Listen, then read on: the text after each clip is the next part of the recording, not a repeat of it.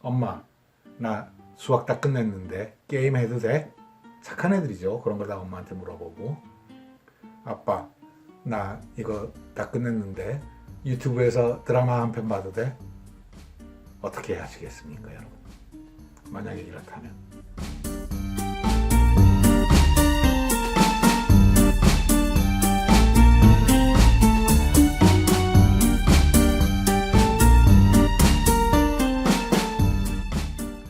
안녕하세요. 마인드맨 김영진입니다. 마인드맵을 통해서 제가 자기주도 학습을 많은 아이들에게 지도해 왔습니다. 학년기 이전의 아이들도 조금 해봤고요. 그 다음에 이제 주로 학년기 이후, 초등학교 1학년부터 고등학교 3학년, 그리고 성인에 이르기까지 많은 사람들을 지도해 본 결과입니다. 그때 저는 꼭 이 두뇌에 대한 얘기를 설득을 합니다. 저는 그냥 무조건 저를 따라오라 그러지 않고 아이들이 자가 발전, 스스로 할 수 있게끔 하려고 그러면 어떻게 해야 되겠습니까? 애들을 설득해야 되겠죠. 그것도 원리를 설득해주면 좋습니다. 이것은 두뇌 모형입니다. 제가 제 태블릿으로 그렸죠. 왜냐하면 다른 그림을 갖다 쓰면 저작권에 걸리잖아요. 이렇게 두뇌는 주름져 있습니다. 제한된 공간에 많은 걸 집어넣기 위해서 손수건을 구기듯이 이렇게 넣고, 이게 바로 인간이 인간다운 만물의 영장의 두뇌의 표본입니다. 대뇌죠. 이 부분이 두뇌의 앞부분, 전두엽 앞부분, 그 다음에 이게 윗부분 두정엽, 이 옆부분이 측두엽, 이 뒷부분이 후두엽, 이 밑에 운동중추인 소뇌가 여기에 있습니다. 의사결정중추가 바로 전두엽이고, 그 다음에 공간감각, 수리감각을 주로 처리하는 게 두정엽이고, 언어를 주로 처리하는 게 측두엽, 시각중추가 후두엽입니다. 이 두뇌에 대한 이론은 상당히 많았고, 그것이 최근에 과학기술의 발전으로 많은 가설들이 실제로 사실로 증명이 되었습니다. 지금 두뇌과학이라는 얘기죠. 자, 이 두뇌에 대해서 말씀을 드리는 건, 이 두뇌를 제대로 알아야, 바로 두뇌 사용에 대한 매뉴얼을 제대로 알아야 우리가 마인드맵도 제대로 할 수 있고 학습도 제대로 할 수 있기 때문에 그렇습니다. 저는 꼭 첫 번째 클래스에 두뇌에 대해서 아이들에게 알려줍니다. 그것도 그냥 알려주는 게 아니고 설득시키고 아주 깊게 이해를 시키려고 합니다. 두뇌에 아주 중요한 역할을 하는 게 손입니다. 우리 인체 중에서 여러 가지가 있는데 우리가 만물의 영장 중에 하나가 될 수 있었던 게 손의 역할이 그만큼 컸다 그럽니다. 손을 쓸 때 우리는 두뇌를 많이 쓰게 됩니다. 두뇌를 많이 쓴다는 건 두뇌에 자극을 많이 준다는 얘기고, 자극을 많이 준다는 얘기는 그만큼 기억을 많이 시킨다는 얘기입니다. 두뇌와 손의 관계를 과거로부터 연구했던 학자가 있었습니다. 제가 지금 말씀드리는 이런 것들은 그 근거를 이 동영상의 설명 부분 혹은 이걸 글로 올릴 때 블로그에 그 근거들 전부 링크로 달아놓겠습니다. 캐나다의 팸 필드 박사가 두뇌 지도라는 걸 이렇게 만들었습니다. 우리 인체 각 부분이 어떻게 두뇌에 자극을 주고 얼만큼 자극을 주느냐라고 하는 걸로 바로 이런 모형을 만들었죠. 두뇌를 많이 쓰는 거에 따라서 우리 인체를 구성을 하면 이렇게 손이 굉장히 큰, 입이 굉장히 큰 이상한 형태가 됩니다. 발은 약 2% 정도 쓴다 그러는데 손은 우리 두뇌를 30% 쓰게 한다 그러죠. 손과 입, 귀, 이것을 합치면 50%가 넘게 됩니다. 그러니까 우리가 손도 많이 쓰고 입으로 많이 읊조리고 많이 듣고 하게 될 때 두뇌를 훨씬 많이 쓰게 되고, 두뇌를 훨씬 많이 쓰게 된다는 것은 그만큼 더 기억을 할 수 있다는 얘기가 되겠죠.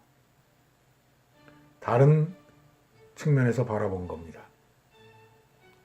그러니까 우리가 공부를 많이 하려고 그러면 손, 입, 눈, 귀를 많이 써야 된다는 다른 반증이죠. 그렇죠?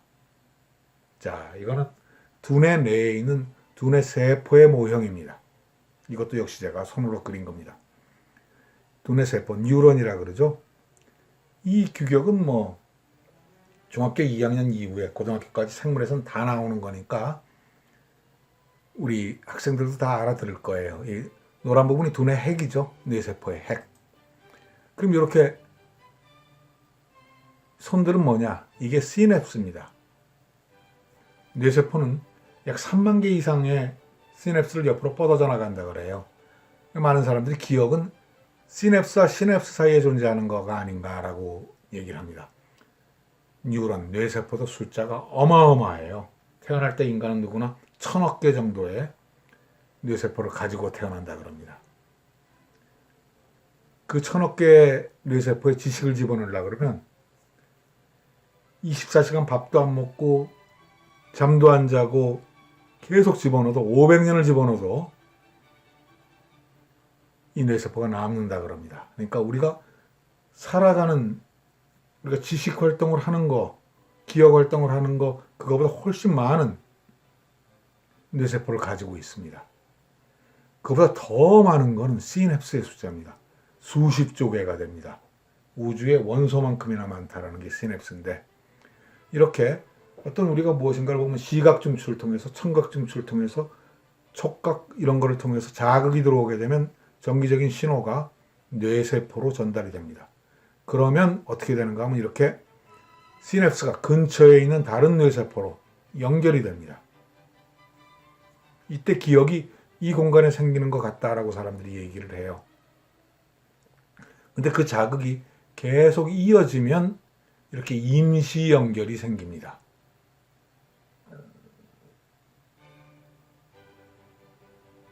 그리고 그 자극이 더 반복이 되면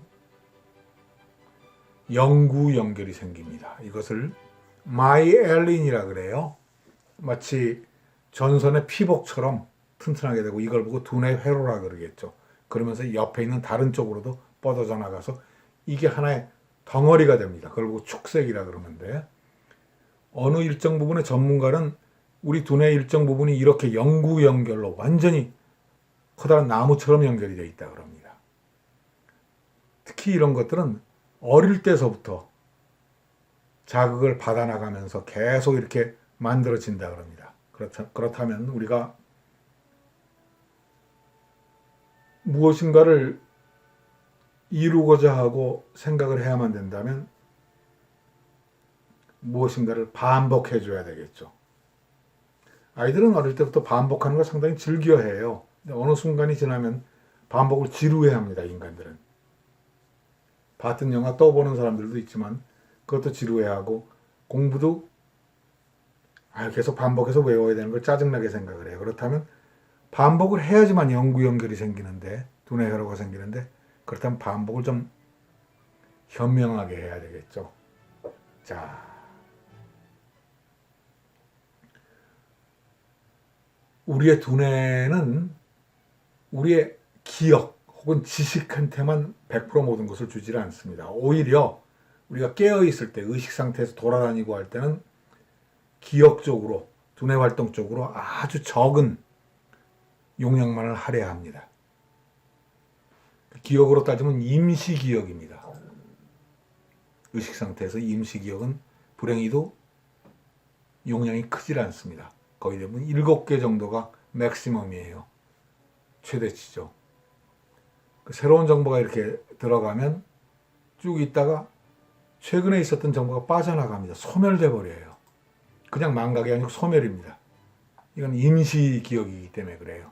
그걸 보고 스택 구조라 그러고, 식판을 넣는 거랑 비슷해요. 선입 선출, 먼저 들어온 게 먼저 빠져나가게 되고 새로운 정보가 들어갈 때, 그렇다면 이 새로운 정보를 우리 기억으로 밀어넣으려고 그러면 어떻게 해야 될까요? 그 부분에서 이제 어떤 아이러니가 생기죠. 이 의식 상태에 있을 때 최소한 단기 기억 쪽으로라도 밀어넣고 싶은데 임시 기억에서 어떻게 될까요? 지금 제 후배가 하는 회사에 여러 직원들이 요즘 전화를 자주 받는다 그럽니다. 누구한테 받느냐? 집에 애들한테 받는데요. 애들이 학교도 못 가고 학원도 못 가고 하니까 계속 엄마 어떻게, 아빠 어떻게, 뭐 이렇게 물어본다 그럽니다. 스스로 공부하는 방법, 자기주도적인 학습 방법을 깨닫지 못했죠, 애들이.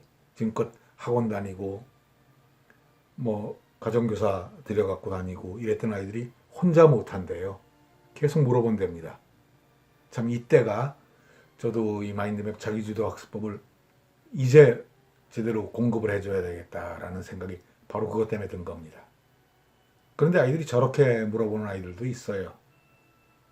엄마, 나 수학 다 끝냈는데 게임 해도 돼? 착한 애들이죠. 그런 걸 다 엄마한테 물어보고. 아빠, 나 이거 다 끝냈는데 유튜브에서 드라마 한 편 봐도 돼? 어떻게 하시겠습니까, 여러분? 만약에 이렇다면. 그래. 대체적으로 이렇게 대답을 하시겠죠? 아니면 안 돼! 라고 대답을 하시든지. 그런다고 애들이 안 할까요? 하는지 안 하는지는 지금 떨어져 있었고 모르죠. 예. 새로운 게임을 하죠. 새로운 정보입니다. 좀 전에 공부했던 게 그냥 소멸돼 버려요. 새로운 드라마를 보죠. 역시 새로운 정보입니다. 그냥 소멸돼요. 똑같은 경우에 저도 아이들이 저보고 이제 문의를 했던 경우가 있어요. 선생님이랑 함께 있으면서 지금 제가 공부를 이렇게 했는데 선생님 말씀에 의하면 지금 임시기억에 들어가 있다 그랬어요. 근데 저는 지금 집에 가려고 그러면 전철역까지 가서 전철에서 몇 정거장을 가야 되고 거기서 내려서 집까지 들어가야 되는데 거기서 여러 가지 새로운 정보가 들어갈 텐데 어떡할까요? 참 다른 아이들이랑 묻는 게 다르죠. 그리고 선생님, 저는 지금껏 이게 전철을 타고 그럴 때 꼭 만화책을 봤는데 이제는 만화책 보면 안 된다는 생각이 들었어요. 좀 전에 있었던 걸 돌이켜 봐야 되겠다는 생각이 들었습니다. 어떠십니까? 물어보는 게 다르죠. 그 아이들 내면에 이미 제가 설득했던 동력이 들어있어요. 새로운 정보는 차단해야 된다라고 하는 거. 온전한 휴식을 해야 된다는 거. 실제로 단기 기억은 우리 두뇌 안에서 해마라는 곳에서 이게 만들어지는데 잠잘 때 만들어집니다. 단기 기억. 그 단기 기억이라는 건 지금으로 따져서 가까운 과거죠. 어제 있었던 기억. 깼을 때 있었던 기억이 단기 기억입니다. 이 단기 기억을 제대로 못하게 될 때가 바로 치매의 시작이에요.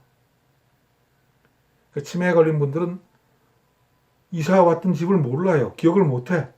자꾸 예전 집으로 간다라고 하잖아요.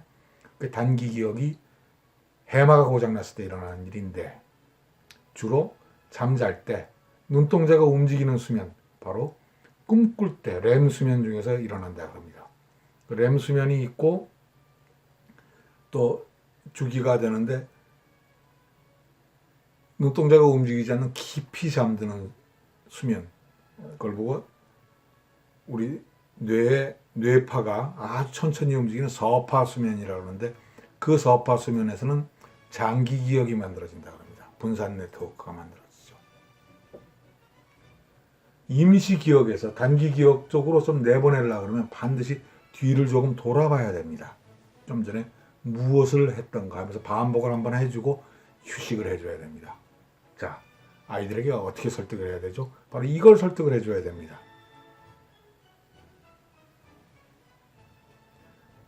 새로운 정보가 들어가면 좀 전에 공부했던 게 하나도 남질 않는다. 그러기 때문에 너희가 좀 전에 배웠던 거를 되돌아보고 완전히 휴식을 취해라. 이걸 알려줘야 됩니다. 그래야 과학적으로 공부를 할 수가 있겠죠. 자, 그 다음에 이제 학습 이론입니다. 이거는 헤르만 어빙하우스라는 분의 망각론인데 이 망각론이 지금 현재의 학습 이론의 시초가 됐던 겁니다. 자, 이게 수업 끝난 이후에 바라봤던 수업의 시작점, 수업의 끝나는 점, 그 다음에 1시간이라는 이걸 갖다 잡았을 때 수업을 1시간까지는 안 가겠지만 대체로 사람들이 회상을 해보면 수업 시작점을 좀 기억을 하고 수업 종료점을 좀 기억을 하는데 중간에 기억이 계속 떨어진다 그럽니다. 그러다가 어떤 특징적인 사항이 있을 때 어떤 감정적으로 움직였을 때 혹은 웃긴 일이 있을 때 이런 점들이 기억에 남는다 그럽니다. 그리고 이게 1시간이죠. 1시간 이후로는 급속하게 망각이 지속됩니다. 그게 망각곡선입니다. 100%, 제가 100%를 지금 강조하고 있어요. 수업 시간에 100%를 다 이해했다는 가정하에서 공부 직후로부터 1시간 내로 약 45% 정도 기억이 뚝 떨어집니다. 8시간 후에는 약 15% 정도, 하루 24시간이 지나가면 8% 정도로 떨어지고, 이틀 48시간이 지나면 2%, 3일째로 가면 0%, 하나도 남지 않습니다. 망각곡선, 이렇습니다. 100%를 이해했을 때조차도 말이죠. 그러니까 여기서 이제 복습의 중요성이 나오죠. 복습을 안 한 아이들은 항상 처음부터 공부해야 된다는 얘기가 이래서 생기는 거죠. 하나도 남은 게 없으니까. 그런데 가르치는데 전문가인 선생님들은 이렇게 가르쳐도 이렇게 잊어버리는데, 공부의 전문가도 아닌 학생 스스로가 처음부터 공부한다고 공부가 될까요? 시간만 들죠. 그렇지 않겠습니까? 자, 공부가 끝나고 100%를 이해했다고 가정하는데 거기서 한 번 돌아봅니다. 2분 복습. 이거에 대해서는 뭐 여러 가지 이야기가 있는데 여러분들도 한번 찾아보세요. 공부가 제일 쉬웠다라고 하는 사람이 있는데, 장승수라고 하는 사람. 아주 뭐 고등학교 시절에 공부 엄청나게 못하고 결국은 사회 나가서 막노동을 하면서 공부에 대한 필요성을 느껴서 사수 끝에 결국은 서울대 법대에 합격을 해서 지금 변호사입니다. 공부를 아주 안 했었는데 이 사람이 이제 정신을 차리고서 막노동을 하면서 학원에 다녔다 그러니까 굉장히 극적이죠. 그것다 성공까지 했고, 이 사람의 공부가 제일 쉬웠어요 라는 책 중에 보면 학원에서 좀 전에 배웠던 과목을 화장실 갔다 오면서 먼 산을 바라보면서 돌이켜봤노라라는 얘기가 나옵니다. 2분 복습입니다. 중요한 걸 돌이켜봤겠죠. 약 40%의 기억이 이틀 정도가 유지된다 그럽니다. 2분만 돌아봤는데 어떠세요? 자연망각은 이렇게 되는데 말이죠. 2분만 돌아봤어요. 이만큼이 남았습니다. 대단한 거 아니에요? 자, 그 다음 2분 복습을 하고 8시간 내로 정규 복습을 했습니다. 그러니까 잊은 게 이만큼뿐이 없었죠. 정규 복습을 했더니 약 60 몇 %의 기억이 남았습니다. 해볼만 하죠. 경제적이죠. 왜냐하면 이만큼 떨어졌던 거 이만큼 할 필요가 없고 여기서부터 시작했으니까요. 그러니까 양도 조금뿐이 안 됐습니다. 제가 계속 이걸 훈련을 시켰거든요. 수업 끝나고 2분 동안 돌아봐라. 그 다음에 갔다 와서 바로 복습부터 하고 놀아라. 이 아이들은 나중에 보면 점점 시간이 짧아져요. 왜냐하면 복습할 양이 적어지는 거 아니겠습니까? 다 기억하고 있으니까. 자, 그 다음엔 커뮤니케이션 이론입니다. 파란 부분이 알고 있는 거예요. 파란 부분들을. 점점 떨어지고 있죠. 이게 70%로 떨어지고 있죠. 회색 부분이 모르는 겁니다. 어떤 용어를 모르는 거예요. 수업 시간에 들어갈 때 95%를 알고 5%를 모르면 수업이 기가 막히게 재밌다 그럽니다. 수업이 기가 막히게 재밌대요. 이건 나한테 꼭 맞는다. 아, 재밌다. 10%까지는 그래도 어느 정도 재밌어, 나한테 맞아, 이렇게 되는데 15% 정도, 20% 정도의 용어를 모르면 굉장히 어렵다고 생각을 하게 됩니다. 85%를 알고 80%를 안 아는데. 놀랍죠? 그러면서 모르는 용어가 25%, 30%가 나오면 완전히 너무 어렵다고 생각을 하게 되고, 30%가 넘어가게 되면 하나도 못 알아듣겠다는 얘기가 나옵니다. 70% 정도를 알고 있는데도. 여러분들 전공이 아닌 다른 과목에 대해서 어려운 거, 어렵다고 생각하는 거, 틀림없이 한국말로 강의하고 있는데 어떠십니까?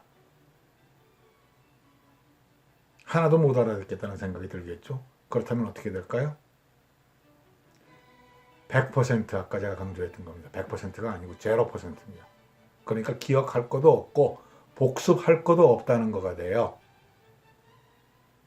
준비 안 하고 수업에 들어가면 바로 이런 문제가 발생을 하게 됩니다. 그렇다면 예습을 해야 되겠죠. 예습을 했습니다. 수업 시간이 시작되기 전에. 예습한 것도 망각을 하게 돼요. 잊어버리게 되죠. 시간이 지나면. 그런데 수업 시간에 들었더니 100% 이상의 기억 효과가 나온다 그럽니다. 왜요? 들으면서 기억이 되잖아요. 이제 예습을 해왔으니까. 다 알아들을 뿐더러 이게 150% 정도까지 지속이 된다 그럽니다. 그리고 2분 복습을 하게 되면 이게 약 70% 정도가 기억이 돼요. 자연망각이 그만큼 적어집니다. 그 다음에 정규 복습을 하게 되면 90% 정도. 공부할 것도 조금뿐이 없고 기억도 많이 되고 아주 좋아지죠. 자, 어떠십니까? 이렇게 되면 아이들이 예습을 꼭 해야 된다는 걸 깨닫게 되겠죠. 예습은 어떻게 할까요? 그건 제가 이 다음 시간부터 말씀드릴 건데, 그 다음 이것만으로 충분할까요? 아닙니다. 연속 복습이 있어야 됩니다. 이틀 간격으로 이렇게 연속 복습을 하면 완전히 장기 기억이 돼서 평생 가는 기억이 됩니다.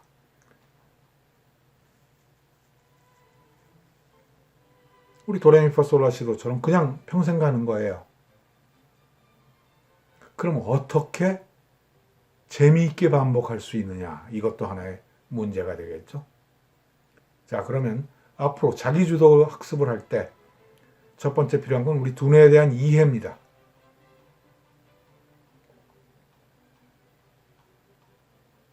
그 손에 대한 이해, 그 다음 두뇌 뇌세포에 대한 이해, 그 다음에 기억에 대한 이해, 그 다음 망각에 대한 이해, 그 다음 예습과 복습에 대한 이해가 된 이후에 어떻게 예습을 해야 되느냐. 지금 기간은 딱 예습하기 좋은 시간이거든요. 23일 날 개학을 할지 안 할지는 모르겠습니다. 그때까지 코로나 바이러스가 수그러든다는 보장이 없기 때문에 또 많은 전문가들이 오히려 4월 달에 피크가 될 것이다 라고 하기 때문에 지금 현재 여러분들 우리나라 1차 교육과정부터 7차 교육과정 2015년 개정 2020년까지 단 한 번도 전쟁을 제외하고는 이런 개학을 연기한 사례가 없었습니다. 이때야말로 절호의 찬스 아니겠습니까? 이제 한번 우리 제대로 된 예습을 하고 가서 제대로 된 기억을 해보시자고요. 그거에 대해서 제가 분석해놨던 7차 교육과정에 대해서 다 알려드리고자 합니다. 전 과목. 그런데 이것도 이런 이론적인 바탕과 믿음이 있어야 한다는 것을 이해해 주시기 바랍니다. 자, 도움이 되셨습니까? 저는 마인드맨 김영진입니다. 고맙습니다.